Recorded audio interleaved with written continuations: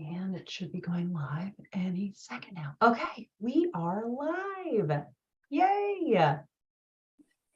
So hi, everyone, and welcome to the December Follow Us to Fair Acre discussion. And I am joined today by Chelsea and Elizabeth of Lizzie Faye Loves Books. And I love seeing the chat has already been going. So Rainey is not feeling well, but she is here with us in the chat, which is lovely. And Rainey, I hope you feel much better. And welcome to Elizabeth Brink, who's already here. And then I saw, oh yeah, and Elizabeth said that she had an early dinner. Oh, and after this, she and her parents are going to watch It Happened on Fifth Avenue together. That is so fun. And Elizabeth, that definitely tells me that you enjoyed it the first time that you watched it, because you just watched it a couple weeks ago, so that you're willing to watch it again. And hi to Shelly, who says she's in her pajamas with a small glass of red wine. Yes, so yeah, lots of people. It's very windy where they are. But we just had like a little bit of snow today. Obviously, Chelsea, you have snow in your background. Yeah, it's currently snowing, has been snowing, will continue to be snowing. There's nothing but snow on the forecast. Yeah, it makes me think of that song from White Christmas. And Elizabeth, what is the weather like where you are?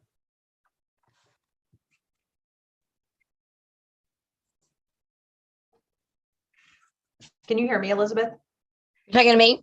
Yes, sorry. Okay. Well, since there's Elizabeth in the chat, you can call me Lizzie. That way I know who you're talking to.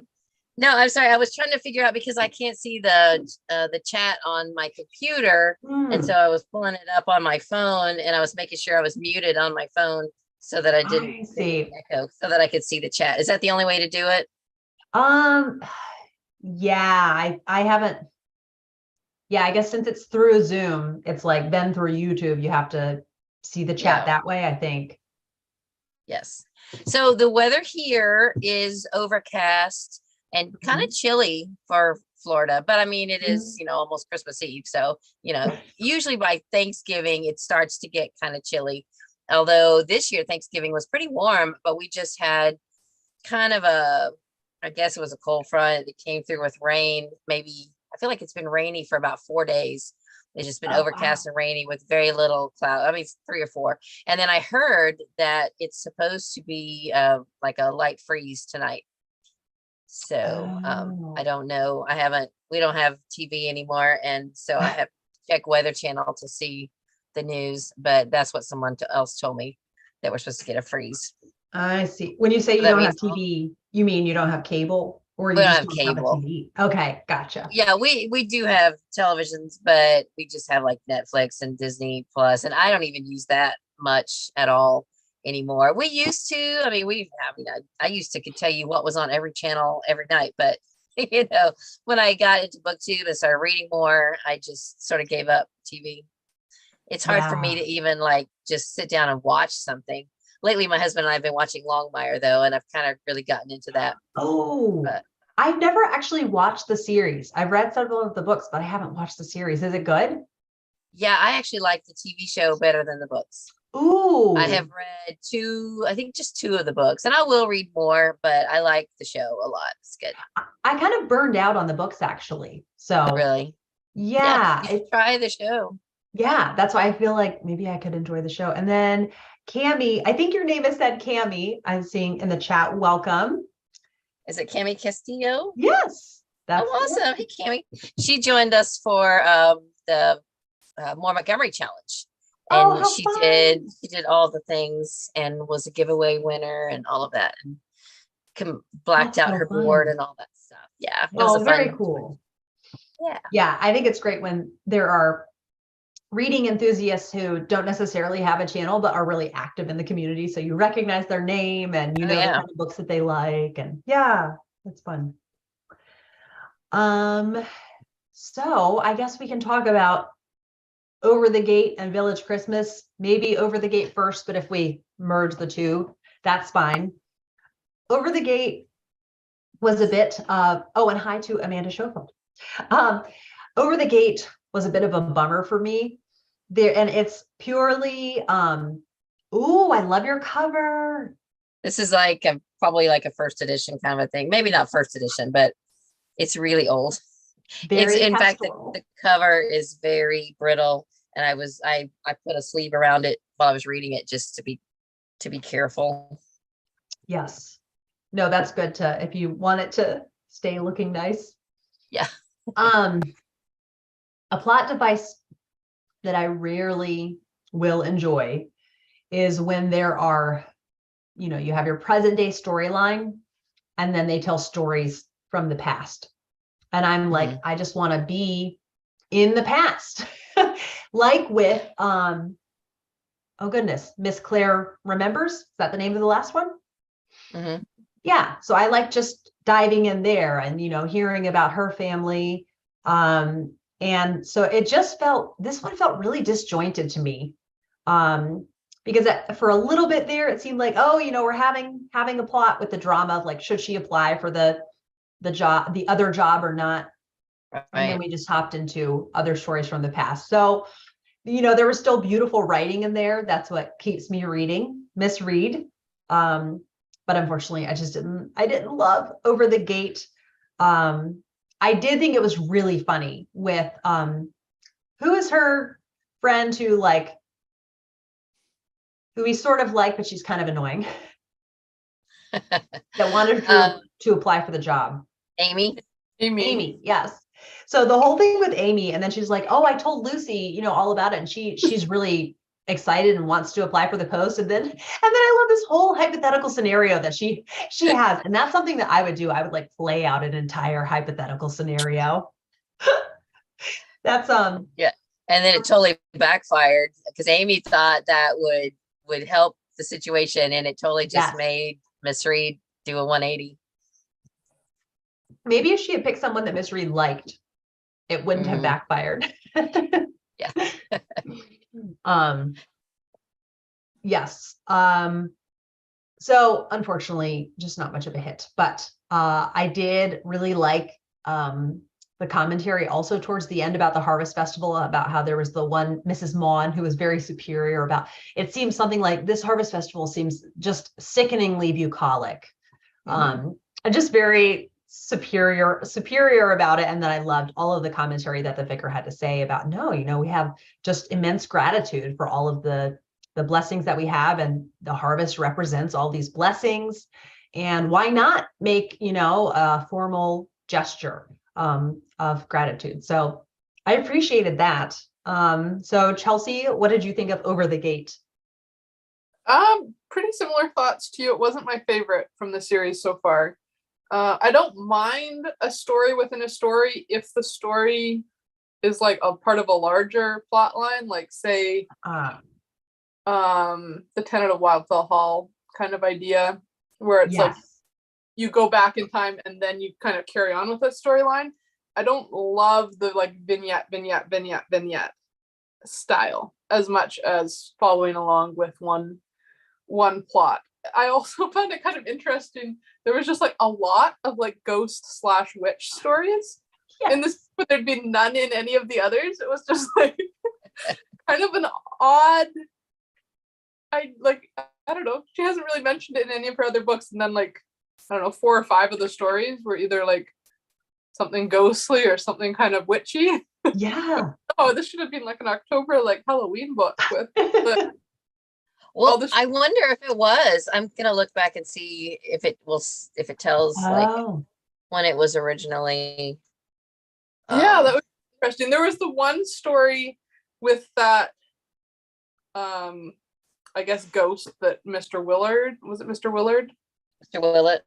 Mr. Willard was with the witch at the end. This man who ran into the ghost of the man who had like that tragic backstory. It kind of reminded me of the Oscar Wilde story where they were saying like, oh, but some people lived it during the war, like they didn't care about being haunted or something. Oh man, that's exactly like the Canterbury Ghost. Like, yes. One thing I thought was interesting is that the Mr. Willett story she saved for the end, but it didn't really go anywhere. It just kind of like what? Okay, what? And I thought that was weird that she ended with that one. I would have thought she would have gone out with a stronger finish, like the man with the sad past. So, I don't know, it's Yeah. weird. And I have lost my picture. I don't know how to find, if you lose me, I'll sign back in.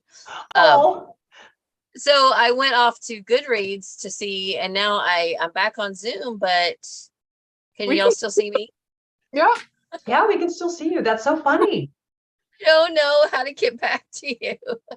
Yeah, I guess Great. my only suggestion is on the bottom, bar. What is that called? The bar on the bottom of the screen. That's how I get to Yeah. Zoom if I lose it sometimes. Oh, there you are. Okay, yeah, you're right. That worked. Okay, good. Um, oh, and yeah, Rainey says the levitation story at the beginning made me very confused. LOL. Like it was just like, huh? Yeah. I mentioned this in the reading sprints this week, but it totally reminded me of Mary Poppins, that scene in Mary Yes. Poppins, where the Totally. people are laughing and levitating. Yeah. It also just seems Yes. so happy though, the way she could harvest from the top of her fruit trees without she just float up to the top. Oh. And you, like you were saying, this one was radically different from the other books and the other stories. It had all these, like the supernatural element and the unreal kind. It wasn't Yeah. realistic and everything. I mean, part of me understands having some of those stories because it's like, oh, here are these, I don't know, country folk. And so there's not as much going on in your day-to-day life. And so if there was a story like that went around, like it would really go around and everyone would be like, oh my goodness, did you hear about this? But then I think there were just so many of them. I sometimes wonder if authors who do write short stories, and I think she has a few short stories, and I think Lucy Montgomery is like this as well, where they write and they have a lot of short story ideas, and this was just a venue to put those into a collection and yet kind of stream it together with her main characters. And it was just a way for her to get all these ideas that she wanted to write about into a book form. Maybe. Yes. I don't know. Like the Story Girl by Lucy Montgomery is kind of similar. She uses the venue of the Story Girl, but yet it's full of all these tales and stories and things like that. So I totally agree. So Elizabeth, overall, do you feel kind of the same way Chelsea and I did? yeah, I still rated it 4 because if I find an author that I just adore, I can't give a super low rating unless I just hate it. But yeah, I agree. It's not it's more, see, I am not a huge fan of Thrush Green, so this is more like a Thrush Green level and not a Fairacre level book to me. Yes. I don't know if that makes sense. No, it does. It does. And I did mark one place that I thought was hilarious, one page, which I don't have to tell it right this minute, but before we're done, I want to read those quotes from this one page. Oh yeah, you can go ahead and read quotes if you have them. Now. Okay. Yeah, sure. So I hope I didn't lose my marker because I did have it in here. Well, rats. Okay, go ahead talking. I'll have to find it now because my little thing fell out and I don't see it here. I thought the bit with the pearl buttons all being in the plum pudding was pretty funny. Although I worry about like accidentally chomping down on one, because I know there was one time I was it was a church event. And it's funny. This is like when I did social work. And so it wasn't like my church at all, but I was there with a kid. He was there at like a kids club thing. And they had tacos. And the lady who made the tacos before serving them had accidentally broken the salsa jar. And so instead of just saying, we're not having salsa, she like scooped the salsa out of the remaining part of the jar. And so I chomped down really hard on a piece of glass. It was awful. So that's like, I think about that. Yeah. Oh yeah, and then Elizabeth Brink says the combo that she ate sounded so gross. The lady in the beginning, the potion, it sounded very intense. And Elizabeth Brink also says, I agree with Elizabeth that this seemed like something Ella Montgomery would have written. Her short stories were often more supernatural. And yes, okay, Elizabeth Brink also enjoyed Mrs. Pringle and her Christmas pudding. Yeah. It's funny, even though I know the time period that it's set in, I'm like routinely shocked when they remind us that it's like the late 50s, early 60s, kind of. Yes. There was one sentence where it was like, she looked up at the airplane flying overhead, and I'm like, what? What? Airplane? Yes. And Yeah, I'm I like, think it because it seems so like untainted by the Industrial Revolution. yeah, it's like I know it, and like they routinely mention the war and stuff. So it's like, but I continue to think of it kind of being like turn of the century, Mm-hmm. pretty much. No, I totally get that. It just gives off that vibe. So mad now that I totally had this marked and that my paper fell out. That's so Does frustrating. anybody I actually remember? Okay, it's in the chapter where the map case, the map cabinet. Oh, with Mrs. flies there. Pringle. Yes, that was hilarious. She, now I can't and this is okay, this is so funny, Elizabeth, because to me, she is, Emma to Emma to the Mitford series is Yeah, Mrs. Father Pringle to Tim. this. And so I think you are able to see the humor in it. And I'm just like, Mrs. Pringle really gets on my nerves. I think Mrs. Pringle is a little more harsh than Emma. Yes. In And my it's opinion. just nothing is ever her fault. Oh yeah. And the whole like, oh, my knee hurts now, that I'm upset. It just Yeah. really, really grates on me. And The I way do. she quit. Oh, sorry, go ahead. The way she just quits and like tenders her resignation for like 3 days, like storms back in and is like, oh, I guess you guys needed me. The stoves are smoking. I think it's always to make a point. Yeah. I did feel bad for Miss Reed then. Like Mrs. Pringle she gets stuff done, So the smoking of the oven or of the stove, I feel so bad for them because it's like Mrs. Pringle is really good at keeping that stuff ship shape. Okay, I found it. Oh, good. Okay. So it's right after, and there's like foreshadowing because she talks about how she gets the map down that she's looking for, and then she even says, to herself, this cabinet really needs to be cleaned up, and that the door doesn't stick right, it doesn't catch right. So I don't need to read the whole page, but this whole page is hilarious. And there's like Mr. Willett gets in 3 really good punches. And usually he's not, I don't remember him being this on target in previous ones, but he must have, like, if this were real life, he must have really just been up to here with her, with Miss Pringle, because, Miss Pringle comes in after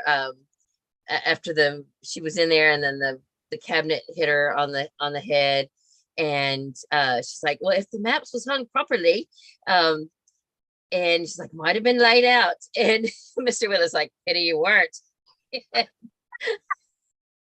and then what's funny is that Miss Reed immediately, she says, you're quite right, and it's kind of ironic because she's saying you're quite right to Miss Pringle that it should have been fixed, but yet she's saying it right after Mr. Willett says, pity you weren't. Yes. Did you catch that? I wonder if that was planned. It's kind of just an ironic thing. And then she says, do you want something put on your head? Witch hazel, perhaps? And Mr. Willis is very suitable. It's really funny. And then it says, she began the Herculean task of getting to her feet, swaying backwards and forwards and breathing heavily. I put both arms around one of hers and gave a mighty heave. Suddenly she was erect, red in the face, but triumphant. Thank you. And then Mr. Willis says, here, you don't want to lift great weights like that, and you're not very well. You're calling her a great weight. Just like, yeah, he is just giving it to her. Yes. Over and over. So funny. Oh my goodness. Yep. So Rainey says that she loves Mrs. Pringle, and then Elizabeth Brink says she's so funny, but Mrs. Pringle has grown on me over the years. I found her more off-putting when I read the first 2 before, and that's interesting to think about. I know that when I first read Wives and Daughters, that Molly's stepmother Hyacinth almost ruined the book for me. She was so irritating. And now I just laugh at her. Like, I just find her funny. And so I think that's, hopefully I'll get more accustomed to Mrs. Pringle. And I do appreciate she is a complex character. She has very, I love, my husband uses the phrase glaring personality flaws. But she also does have some really wonderful qualities. And one is she takes pride in her work. And so, yeah, I think it was that if there had been more of an overarching plot, those scenes with her maybe wouldn't have stuck out to me so much. But yeah, they were just very kind of upfront. Yeah, you're right. Her work ethic is there. I mean, she gets her work done and she takes pride in it. She just kind of grinds everybody. You know, she rubs everybody the wrong way while she's doing it. Yes, she really does. So funny. Yeah, well, this was a rather simple one. I was thinking we wouldn't, have a super long discussion about it. So then I guess, we can come back to it if we had more thoughts. But for now, maybe talk about Village Christmas. And it's funny, I tried to read it because it's in the bind up that I have it in is Fair Acre Christmas. And so no Holly for same one. Yeah, the exact same copy. No Holly for Miss Quinn, and the Christmas Mouse charmed me immediately the first time that I read them. And those were the first stories by Miss Reed I read. And it's funny because I was talking to my dad on the phone and I said, Dad, I would really love a book that's set at Christmas time in England, and they go to, a late Christmas Eve service at a church with a red door. Like, it was a very specific book request. And he's like, oh yeah, the Christmas Mouse and No Holly for Miss Quinn. I'm like, this book, these stories exist. And so it was just, those were an instant hit with me. And this definitely is charming in a very different way. But I also do think there can be a lot of cultural snobbery, if somebody isn't super presentable in the way that you think they're supposed to be presentable, if they aren't educated in the same way that you are. So now coming back to it, I'm like, oh, wow, I really appreciate this story. They come into the village and, just not everybody is as polished as, or not everybody has the exact same social norms, because I'm sure they could have moved to a different neighborhood and they would have fit right in. But they just happened to move to Fair Acre. And next door to these two sisters who are, very set in their ways. Yes. Very set in their ways is the perfect way to put it.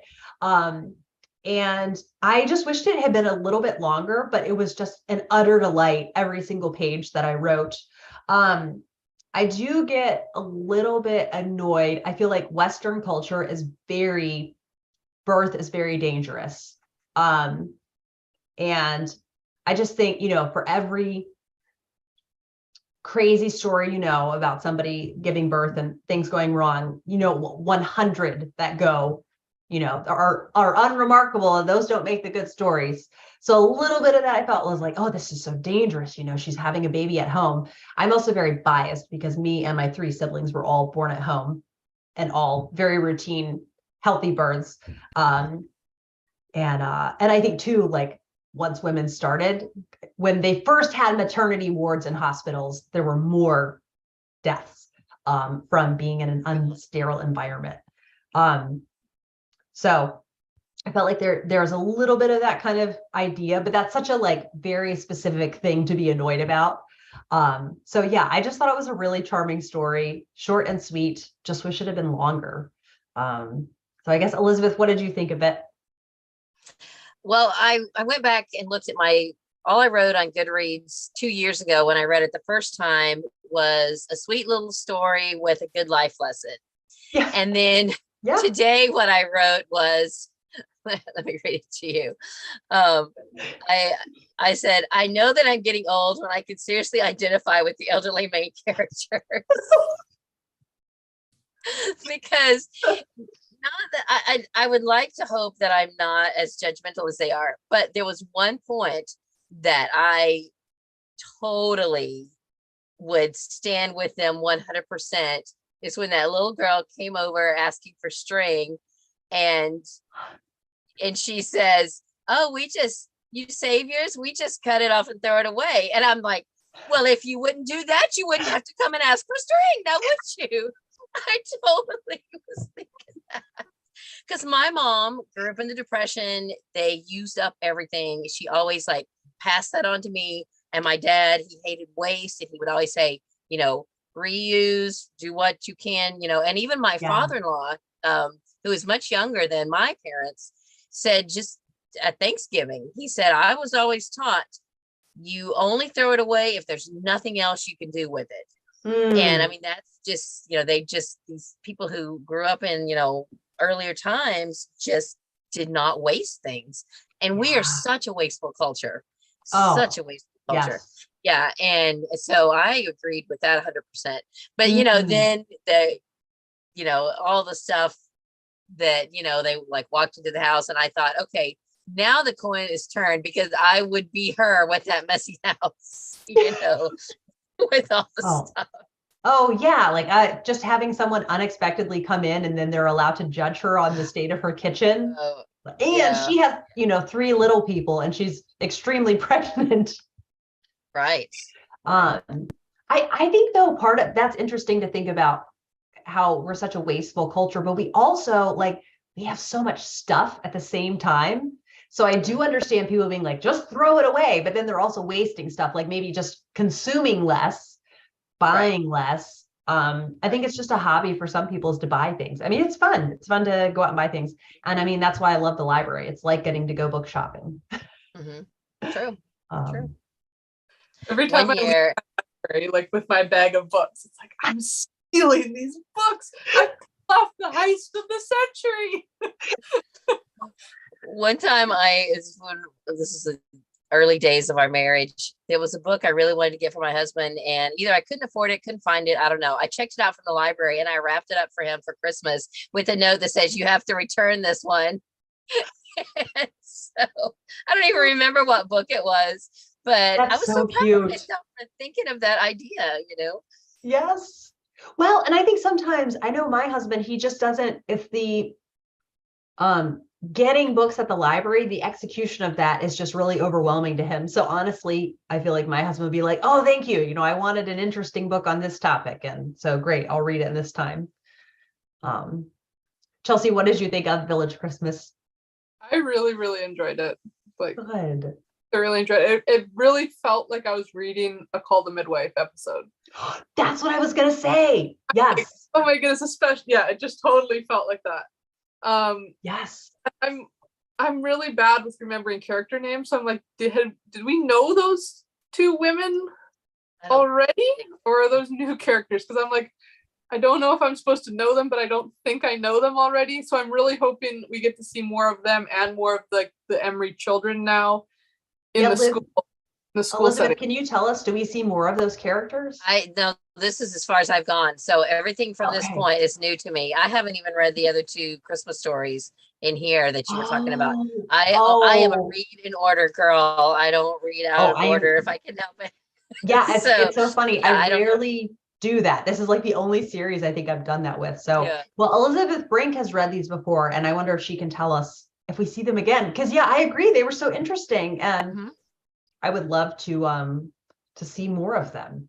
Yeah, for sure. I feel like when I first started the story too, it made it seem like the mom, I don't know how else to say it. Like, I feel like everybody was like, oh, she sleeps around a lot because she did a lot of makeup, and like had her, her clothing a little bit, not down to calf length or whatever. But I think she's just has a different idea of what is, the normal standard. And I think she's like a respectable wife and mother. So funny when they were like waiting to see if a husband was going to show up. They're like, didn't see him on move-in day, and we're all like sitting there judging, being like, why is there no man moving in with her? And there's like, the husband did show up the next day. Yes. It's funny. Oh, sorry. It made me think of this story where there was someone I knew who had several sisters. And out of the sisters, I think there were 4 sisters, and the youngest one was the only one that like regularly wore makeup. And so somebody was trying to kind of talk her up to a guy she thought should be interested in her and be like, she's great. She's this way. She's this way. And she said, so-and-so wears more makeup than the rest of her sisters, but she's just as wholesome. When I told my husband the story, he's like, yeah, she's one of them painted ladies. Oh my goodness. Oh no. But I do picture like maybe she even had like false eyelashes. The scandal. Oh no. Yeah, because you think about like it is the 60s. You think about some of the 60s fashion that someone could be moved to Fairacre, and I have this idea of like the rest of them are still basically Victorians. Yes. Oh, and even think like the bikini was new then. Can you imagine if they had like, if she went to the beach, this Mrs. Emery, and wore a bikini? Oh my goodness. She's probably in like a really cute, trendy, like color block mini dress kind of thing. Yes. In their mind. Yes. Oh, and Shelley says that the mom makes me wish I'd been less worried about my house when my kids were little. And I know my the church we used to go to when we lived in Philadelphia, the pastor's wife would say, some people say a messy house. I say it's in a state of use. And I always loved that. I had to look up the word anthracite. Did y'all know what that meant? No. Because when they first walked in the house and she said there was a dusting of anthracite on the floor, it's like a coal dust. Oh. Yeah. That's not what I thought it was. I thought it was like the dichotomous earth for like. Yeah. Yeah. Oh, that makes me think of it made the news. I think it was maybe a few years ago. There was a basketball game, like a local, think like a university basketball game, and in the audience there was a dad just covered in coal dust, there with his kid. And he was interviewed by the local news because everyone was like, wow, look at his dad. Like he went out of his way, came right from work. But he said like, I think maybe they're in Arkansas. He's like, all the miners in this area just look like this. You just are covered in coal dust. Yeah. So I think he could have cleaned up a little bit, but he would have missed the game. So he just went straight there. So he said, this is, everyone's so interested in it, but here it's really unremarkable to look like this. It was interesting. So yeah, so the dad then is a coal miner, the Emery dad? I think it was just because of burning coal in the house, maybe, and it just wasn't cleaned up. She just didn't have time to clean it up. That's interesting to think about. I know in the Victorian Farm documentary that they would talk about kind of the just the like grime that would get on the walls, especially depending on the kind of oil that you used, because there were like different kinds you could use, and if you were richer you could use the more refined oils. Yeah, it's just something to think about, kind of the way you heat your house, how it would affect how everything looked.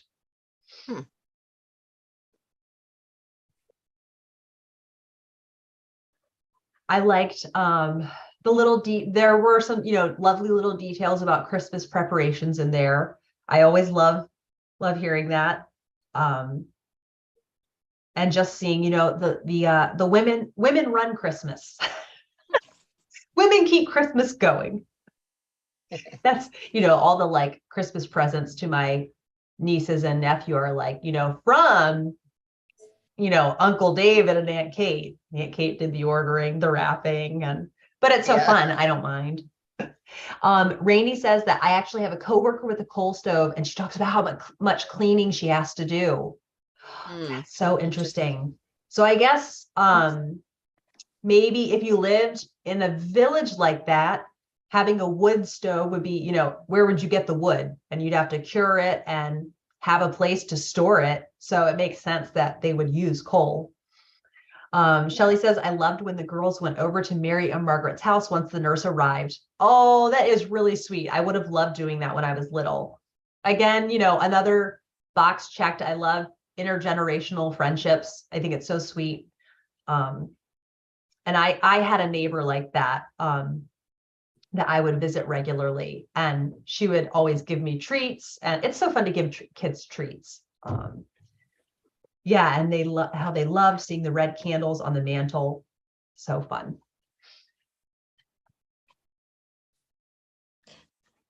And of course, there's the parallel. We haven't brought this up, but I'm sure that we've all realized the parallel with like the baby born at Christmas in like an unclean environment, as it illustrates, Jesus' birth in the stable. Yes. So Yeah, no, that is really, really touching.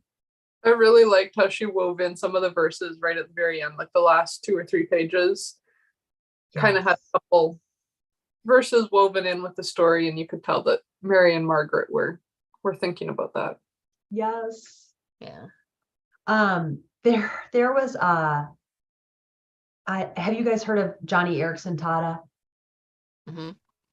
Okay. Well, Chelsea, she's an American, I mean, she's amazing. So she used to be really athletic, and then she had a diving accident. So she's been quadriplegic. And she said in her testimony, she like multiple times tried to take her own life in the hospital. Really? Because that was just her life, was, hiking and horseback riding and swimming, all of that. And so God really kind of broke her and then, put her back together again through that experience. And she's just so full of joy. And she makes beautiful paintings all while holding a paintbrush in her mouth. Yeah. And so I've been reading, she has a Christmas book called A Christmas Longing. And there is this one story in there about a Christmas pageant in her town. And there was a little boy who was delayed, and he was in the Christmas pageant, and he was the innkeeper. So Mary and Joseph come, he says, sorry, there's no room in the inn. He's the innkeeper that turns them away. Sorry, there's no room in the inn. And they start to walk away. And he was so in the moment in it. And then he said, wait, you can have my room. It was so sweet. And then of course the illustration was, do we make room for him in our hearts and things like that. Oh, this is sweet. And then Elizabeth Brink pointed out, she says, and didn't Mary send them home with a piece of chocolate when they would come over to ask for something? And I feel like Mary was the harder sell with those neighbors too. It was really sweet.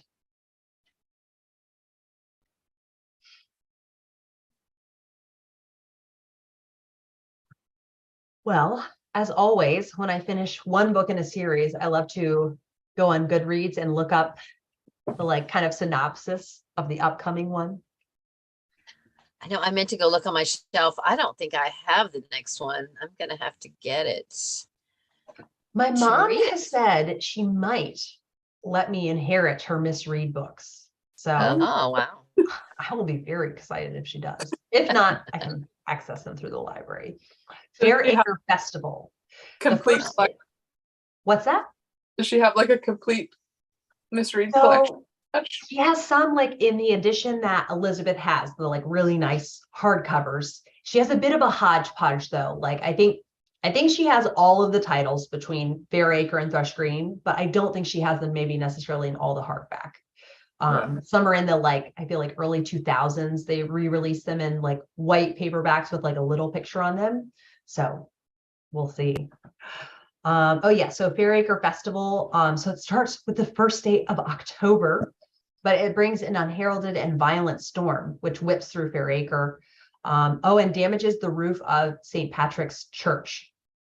And so then they have a fundraising festival and a Christmas bazaar. Oh, this is very exciting. I kind of love the townsfolk banding together to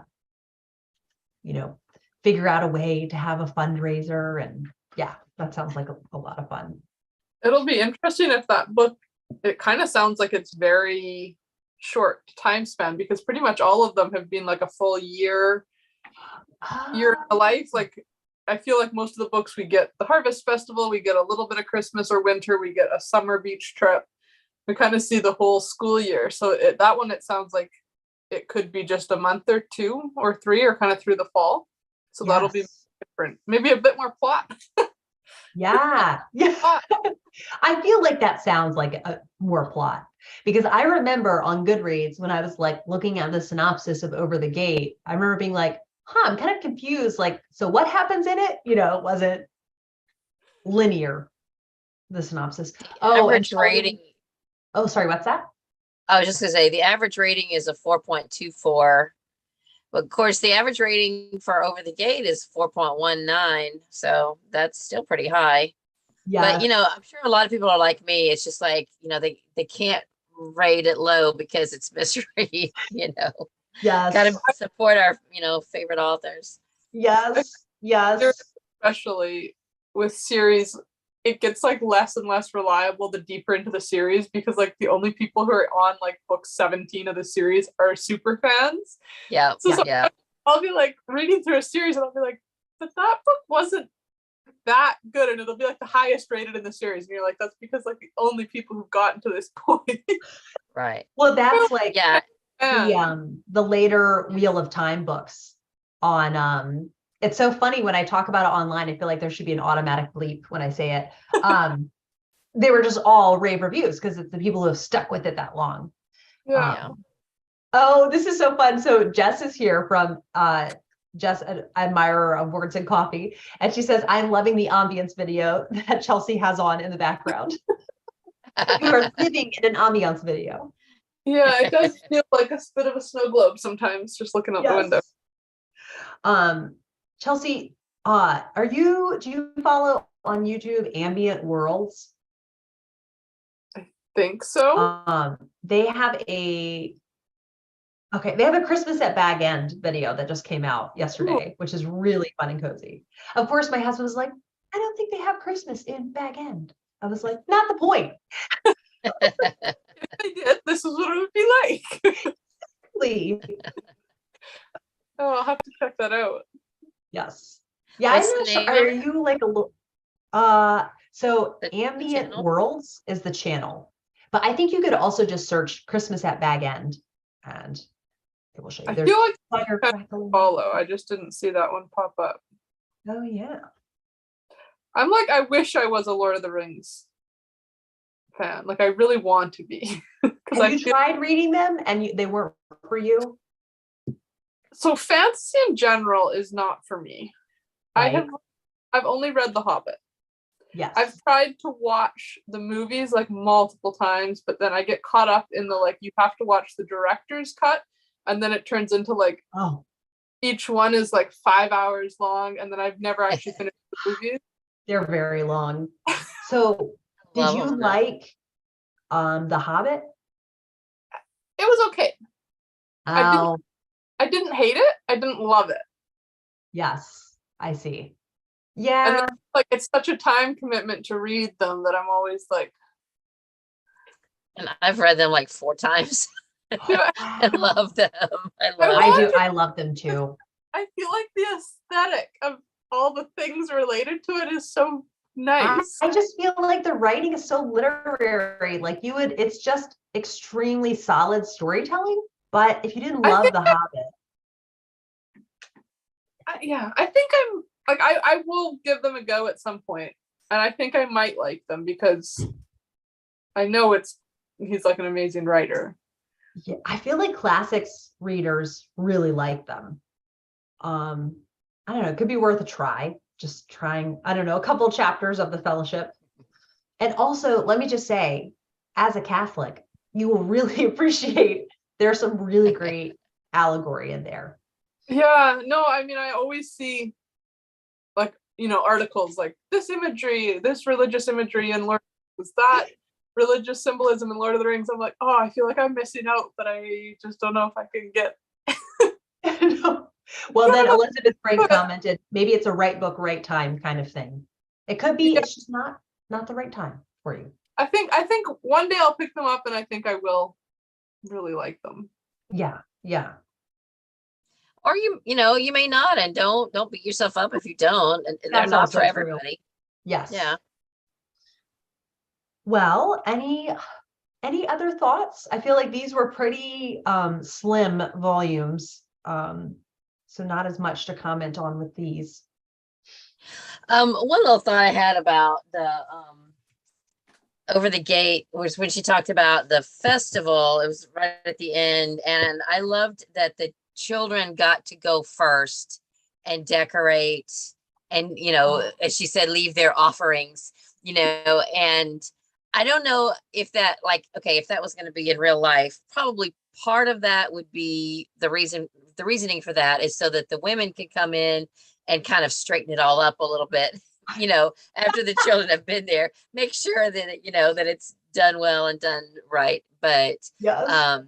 but I liked that. And I also liked the fact that Miss Reed didn't feel like she had to stay and do both. She was there and she supervised the children and she did that. And then she brought something and left it, to contribute with the women, but yet she knew that she had done, she didn't have to go overboard. She had done what she needed to do. And I kind of feel that way with it, like in my life right now. The last few Christmases, I have led Christmas music for our church. Oh, And wow. I'm not the music director at our church, but they don't have time to do like choir stuff. And so I've done that. And so there's been some other things that people are doing. But I'm thinking, okay, I'm doing this, so I can't, it would spread myself too thin to try to do all of that. So this is my contribution, is what I'm doing. And I'm not going to feel guilty that I can't do all of it, and I liked that. I liked that point was made, that, she did her contribution, but she didn't feel like she had to be, super teacher, superwoman and do it all, so that was nice. That is nice. Yeah, I think it's a good lesson for adults to learn, because it's up on you how much, how thinly you're going to spread yourself. So, and that's a big commitment to do Christmas music at church. So Yeah, I feel like we that's had a more big, than enough. in fact, just today, when you suggested doing this on the 23rd, immediately my brain was like, but then I realized it was earlier today, because we had a big program for our local nursing home that was this morning, and the kids did handbells and the adults sang a big cantata. Wow. And again, somebody had suggested when we were planning all this, well, should we bring refreshments? And I said, it's fine. I said, but somebody else can take that on, because this is all I can do is just wrangle the kids, and because I was always having to text everybody, please be here then, it just, all the management of it was just a lot. Yes. And so yeah, and we're singing one song this Sunday, and then it's over. So. And isn't it funny, those like big Christmas things, you're like, okay, we're gonna do it, it's gonna be great, it'll be meaningful, and now it's done. I know, but it was really nice today. And so, yeah, when you said 23rd, I'm thinking there's something really big on the 23rd, but then I thought, okay, that'll be done by noon, and then I have the rest of the day. So to decompress. Yeah, it was this morning that we did it. Yeah. Yes. So. Well, I'm sure that was like such a bright spot in the Christmas season. It was nice. I think it went really, really nicely, and everybody, contributed what they could contribute. Even my husband, who's not musical, he brought chairs from our house over there so they could have more chairs and stuff like that. So that's great. And my daughter, this morning, I was typing up the music sheets and like the lyrics for songs, and I was still trying to do everything else, and I said, here, will you collate these for me and staple them? So she did that, and everybody was helping out, and it was great. Oh, very cool. Yeah. Well, thank you everyone who participated in the chat, and feel so much better, Rainey. And yeah, thank you everyone, and Merry Christmas, everyone. Merry Christmas.